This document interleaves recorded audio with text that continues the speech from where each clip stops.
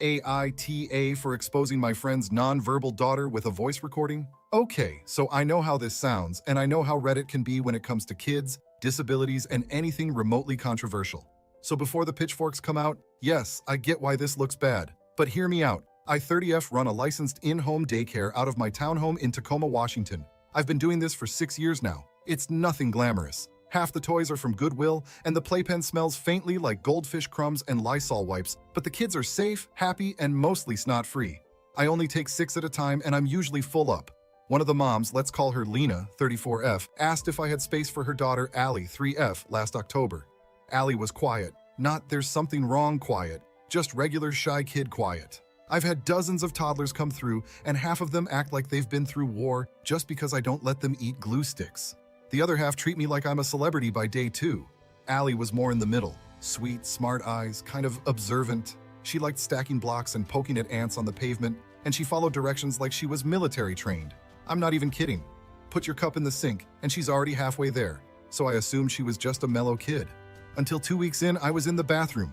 Door cracked open like always because toddlers don't respect boundaries, and I still need to hear if someone's trying to flush a Barbie again. And I hear this little voice go, "Ew, you stinky." I legit laughed out loud. She walked away like it was nothing. At pickup, I told Lena about it because I thought it was hilarious. A toddler roast? Gold. But Lena's face went stone cold. She goes, "She doesn't talk. Why would you say that?" I laughed again awkwardly, thinking she was joking. Nope, she wasn't.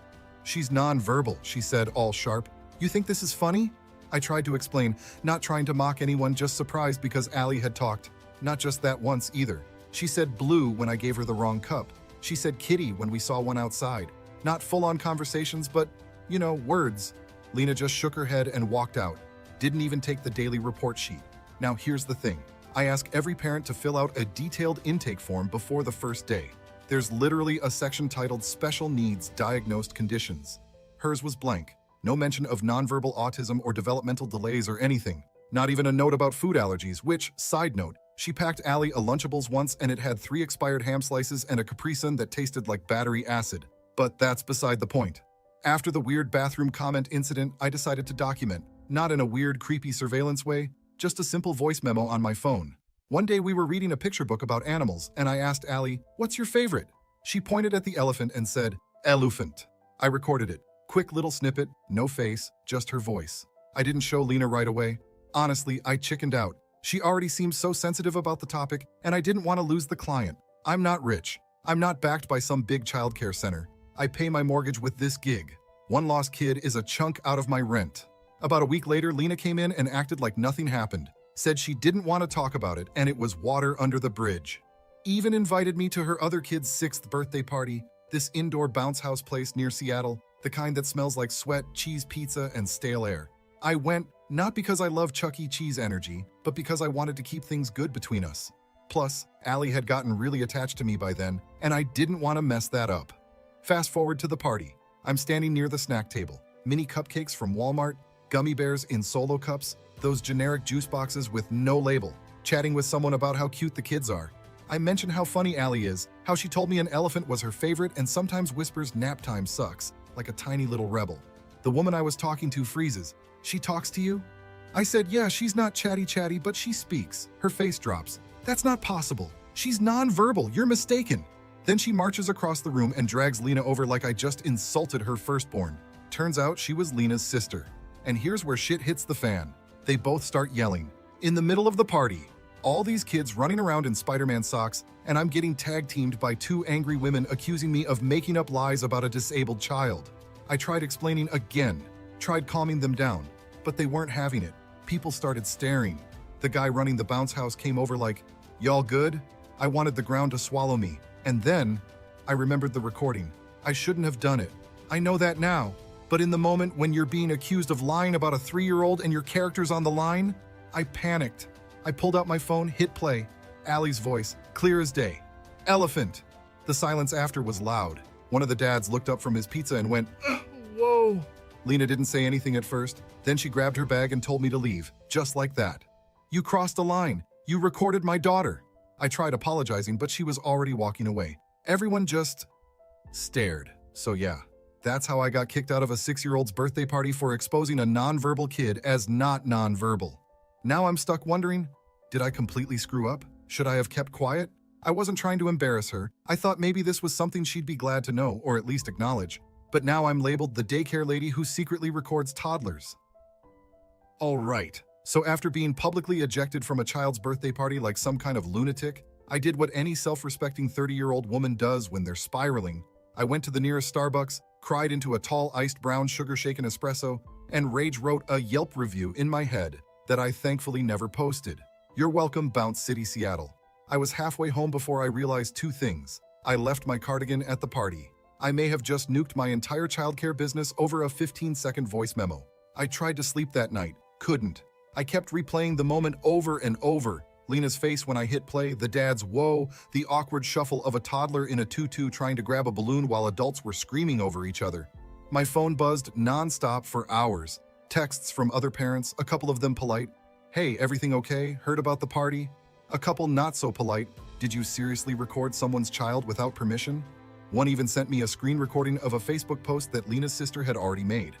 Yeah, she went full scorched earth, tagged me by name, said I was unstable, a dangerous childcare provider who violated a minor's privacy. The post had 218 likes by the next morning. People from my neighborhood, from the PTA I'd never even joined, from the Buy Nothing group I'd been active in for years. Suddenly, everyone had an opinion. One lady commented, "Isn't this the same woman who said she microwaves her coffee 5x a day? Sketchy." Another said I was giving off Amy Dunn vibes. Yes, from Gone Girl. Like, ma'am, what?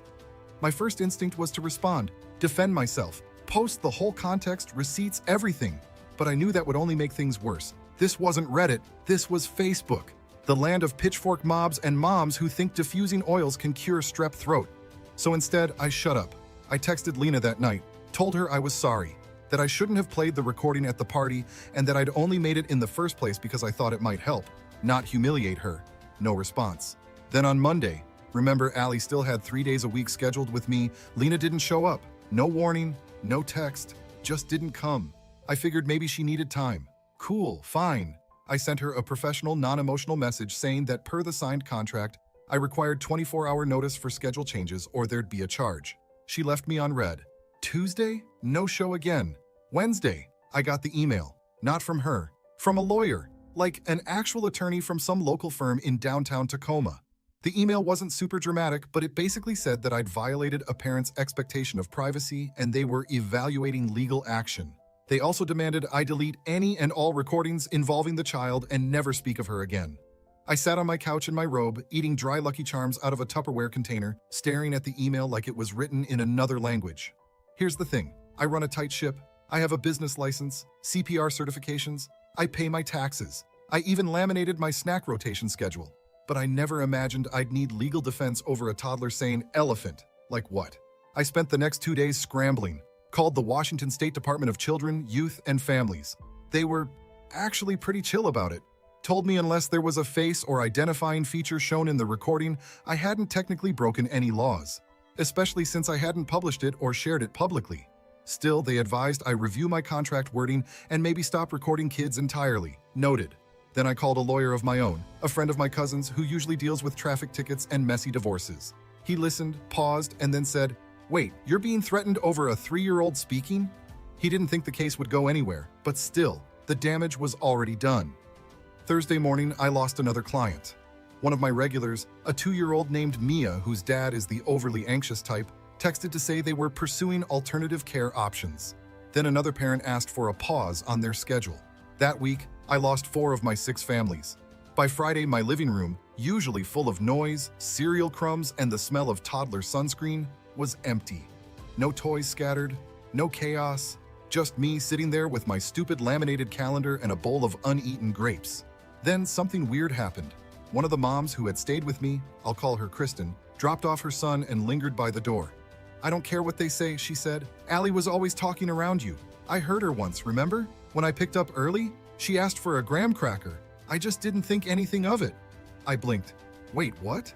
"She talks," Kristen said. "Not fluently, but she talks. You weren't lying. I don't know why Lena's pretending otherwise." That set something off in me, a strange itch I couldn't scratch. Why was Lena pretending? If Allie was capable of speech, not just with me, but with other people, why was Lena so adamant about her being nonverbal? And then it hit me. That whole time, Lena never actually asked for updates on Allie's development, never engaged with her during drop-off. She never stayed for even 5 minutes, not once, to see what her daughter was like in my care.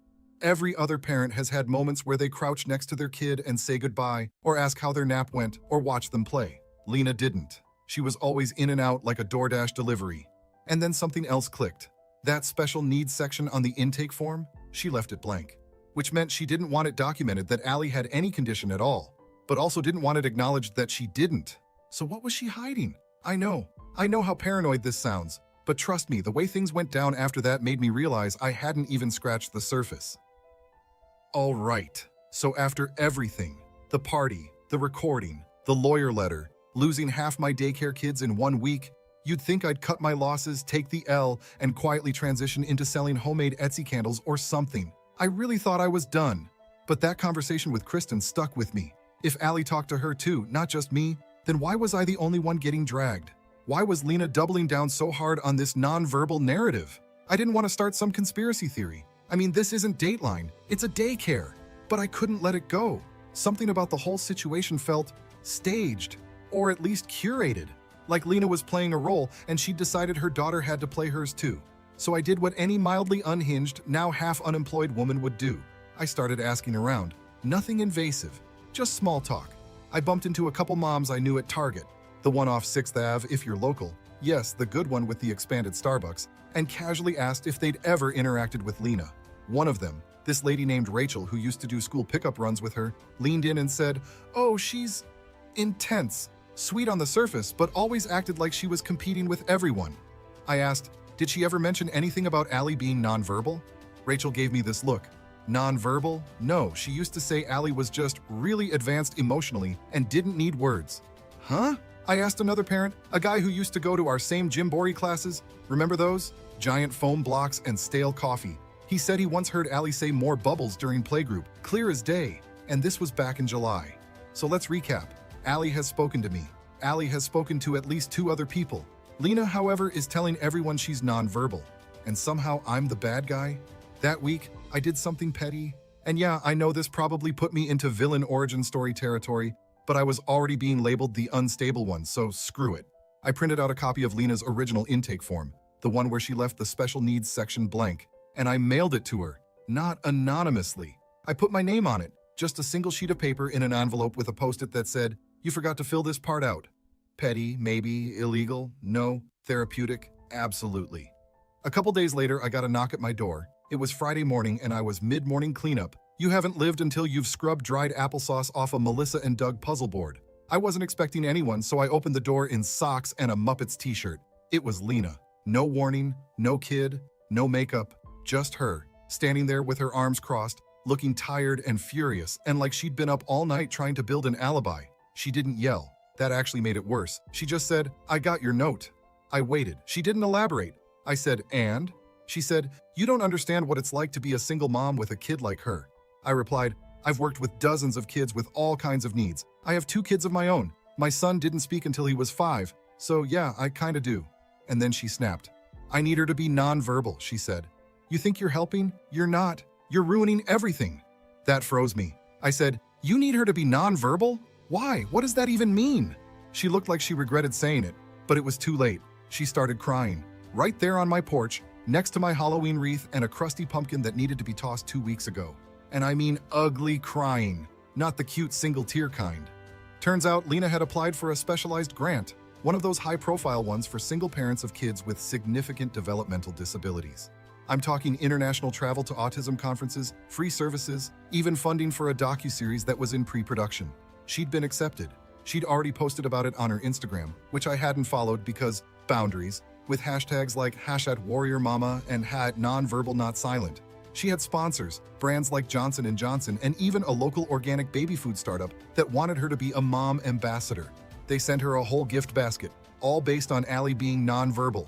And here's the kicker, she wasn't faking it entirely. Allie did have a speech delay, but according to Lena, her best chance at securing a future was sticking to the nonverbal narrative, the one that tugged at the most heartstrings, the one that unlocked the most doors. And now I'd ruined it. I didn't know what to say. She stood there sniffling and whispered, "You think I'm a monster, don't you?" I didn't answer. I didn't know how, because part of me did think that. But another part, and I hate this, kinda got it. The system is broken. Services are a nightmare to access. Medical insurance is a joke. Grants are a circus. But using your own child's disability, or fake one, as a career strategy, I couldn't process it. She left without another word. No threats, no yelling, just left. I stood there for a solid minute before going back inside and collapsing on the couch. I looked around. Toys still clean, carpet still vacuumed, not a single kid in sight. And that's when it hit me. I didn't just lose a client. I lost the one kid who actually made me feel like what I did mattered. And worse, now I didn't even know who I was mad at anymore. Lena, myself, the system, Allie. No, not Allie. Never her. She's just a kid. But yeah, I was in deep, way deeper than I'd ever planned. And things were about to get messier. So, Lena's confession sat in my brain like spoiled milk in the back of a fridge. I couldn't shake it. I kept replaying her standing on my porch saying, I need her to be nonverbal. That sentence wormed its way into everything I did. Scrubbing sippy cups? Thought about it. Folding superhero onesies? Thought about it. Binge-watching Survivor with a glass of Aldi wine? Yep, still thinking about it. But I didn't tell anyone, not at first, because what would I even say? Hey, Lena lied about her daughter's condition to get brand deals and a docuseries, and I accidentally blew the lid off the whole thing because a 3-year-old called me stinky once? Yeah, no, nobody would believe me. But then something weird happened. 2 weeks after that porch conversation, one of the moms who left my daycare, the one with the son who constantly licks walls, called me. Random, right? I hadn't heard from her since she ghosted me post-party. She starts the convo with this. Hey, have you seen Lena's new Instagram post? I hadn't. I unfollowed her after the whole Facebook post meltdown. But obviously, I jumped over to her profile using my daycare's backup account. Don't judge, we all have one. And there it was. A black and white photo of Allie. Big emotional caption. Something like, she may never speak, but her soul screams with beauty. We'll keep fighting. Thank you to everyone supporting our journey. Big news coming soon. Advocacy matters. Nonverbal warrior. Ally's voice. Cool, except... The picture, it was clearly taken at my house. I zoomed in. That was my story rug. The rainbow one I got from Lakeshore Learning on a clearance day. You could even see a corner of the magnetic alphabet board behind her. The kicker? That pic was taken the same week Lena ghosted me, the same week she said Allie would never be back. So how the hell did she get that photo? I checked my archived texts. There it was, a message from a different mom asking to tour the space for a potential referral. She showed up with a friend, just casually poking around pretending to ask questions about schedule flexibility and snack options. That friend? It was Lena's cousin. I double-checked her Facebook later. They had a photo together at Pike Place Market from last Thanksgiving. Same girl. So Lena had sent someone in to snoop, to get more pics of Allie in my space, probably to keep using the aesthetic for her social content. I snapped. Like, I genuinely saw red for a second. She'd kicked me out of a party, ruined my rep in half the neighborhood, maybe almost got me sued, and now she was using my daycare as a prop? I didn't care anymore. Morality, ethics, professionalism, I put it all in a Ziploc bag and chucked it out the window. I screenshotted everything. The Instagram post, the fake tour text, the Facebook tag, even a frame from the voice recording video that matched her rug photo. I didn't post it publicly, not yet, but I sent it all to one person, Kristen, the mom who backed me up. The one who said she'd heard Allie speak. She called me 5 minutes later, no hello, no pleasantries, just, I knew something was off. You need to go to someone with this, like, this is some Netflix doc level shady. Then she tells me something I hadn't heard yet. Apparently, Lena had applied to be a speaker at a parenting convention in San Diego. A paid speaker, like keynote level. She was scheduled to talk about raising a nonverbal child and navigating developmental silence with grace. She even had merch in the works. Tote bags with quotes like, my child speaks without words. Allie's face was on some of them. I felt sick. Not like, I ate too much Panda Express sick. I mean that deep crawling, what the hell is happening kind of nauseous that starts behind your eyes. So I did something I wasn't proud of. I made a Reddit account. Not this one. A throwaway. No personal info, no names. I just wanted to know if I was crazy. If anyone else had ever seen something like this. I posted in r sure parenting and r autism parenting about a friend who claimed her daughter was nonverbal but was profiting off it, despite multiple people witnessing the kid speak. The replies, they exploded. Some were supportive, others were furious. A few said I needed to contact CPS or even the brands involved. But one DM stood out from a guy named Mark who said he worked in PR and had seen this kind of thing before. He told me brands don't always verify these stories. They latch onto narratives, emotional arcs, #engagement. He said there were multiple cases of influencers fabricating their kids' disabilities for clout. It wasn't common, but it happened. Then he asked for Lena's handle. I didn't send it. I wasn't ready to go scorched earth, but I was close. Way closer than I'd ever expected to be. That same week, I got a letter in the mail from the Department of Social and Health Services. It wasn't about me, it was about Allie. Apparently someone, not me, had submitted a welfare concern. Not an abuse claim, nothing dramatic, just a flag. A possible exploitation of a minor for personal gain. My stomach dropped. I didn't know what to think. Did Kristen do it? Did Mark from Reddit go rogue? Was it someone from Lena's own circle who saw one too many nonverbal tote bags? I'll never know. But that letter was the start of the unraveling, because next thing I knew, Lena deleted her Instagram. The whole thing, poof, gone. The docuseries, pulled. The keynote, canceled due to unforeseen personal reasons. People around town started whispering, not loud, not let's confront her at Costco loud, but just enough that I started getting texts again. One of the moms who dropped me sent a message out of nowhere. Hey, are you still accepting toddlers? We're thinking of coming back. Like I'd just been on vacation or something. I didn't respond, not right away. I was still processing the fact that this spiraled from a kid roasting me in the bathroom to unraveling what might have been a whole fraudulent career built on a child's diagnosis. The wildest part? I don't think Lena ever fully believed she was doing something wrong. I think she saw it as a strategy, a way to survive. The world doesn't make it easy for single moms, but this wasn't surviving. It was manufacturing a problem to build a platform. And the kid in the middle of it? She's the one who'll carry the weirdness for years. Allie didn't need to be a symbol. She just needed a mom who listened. So, here we are. After the party meltdown, the fake Instagram campaign, the docuseries that never was, and the department letters showing up in my mailbox like jury duty summons, you'd think we hit peak chaos. Nope, that wasn't even the finale. Buckle up. About a month after Lena ghosted off social media and the nonverbal tote bags vanished from Etsy, things in my life started stabilizing. Not perfect, not even good, but quieter. I picked up a few new daycare kids, ones whose parents weren't active on Facebook drama threads or PTA gossip chains, ones who didn't care if I microwaved my coffee 4 times a day as long as their kids came home alive and unsticky. Allie didn't come back, not that I expected her to. I still thought about her. A lot, actually. It's weird when a 3-year-old occupies your thoughts that way, but she did. Like when I'd pull out the animal book she used to love and remember how she whispered sloth with the S all slurred, like loaf. Or when I'd find the plastic elephant she used to sneak into her naptime blanket and pretend she accidentally forgot it. She was funny, she was sharp, and she was talking, damn it. Not loudly, not all the time, but talking. And Lena just erased that part of her for a storyline. One morning while I was cutting crusts off grilled cheese triangles for snack time, I got a knock on my door.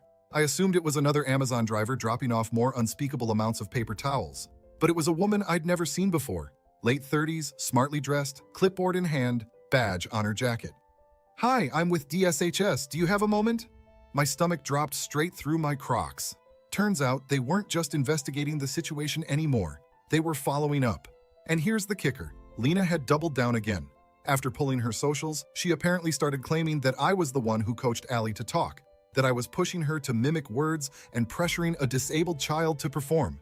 She framed it like I was some rogue therapist using Allie for data or some twisted test subject. Which what? Lady, I'm the one wiping noses and singing Baby Shark 8 times a day. I'm not running some secret toddler lab.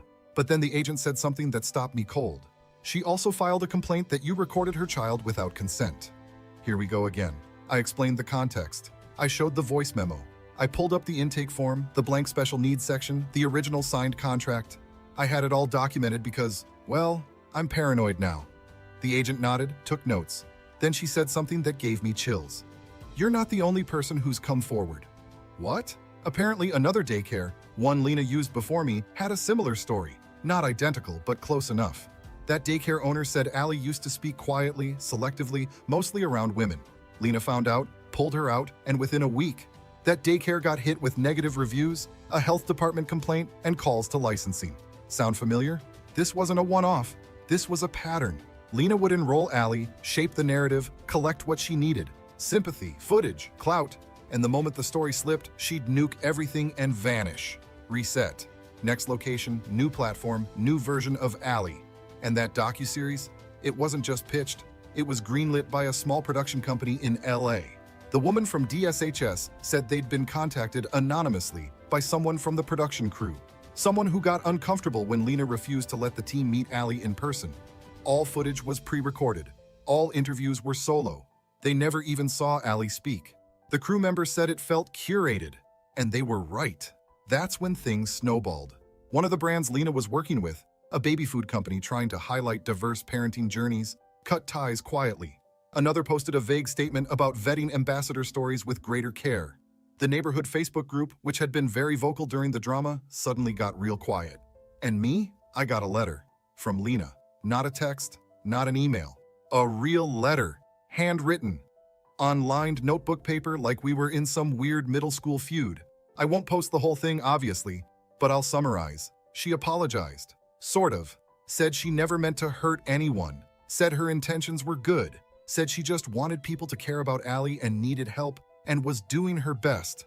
Then the kicker, I didn't know how to ask for support unless there was something to fix. That line stuck with me, because yeah.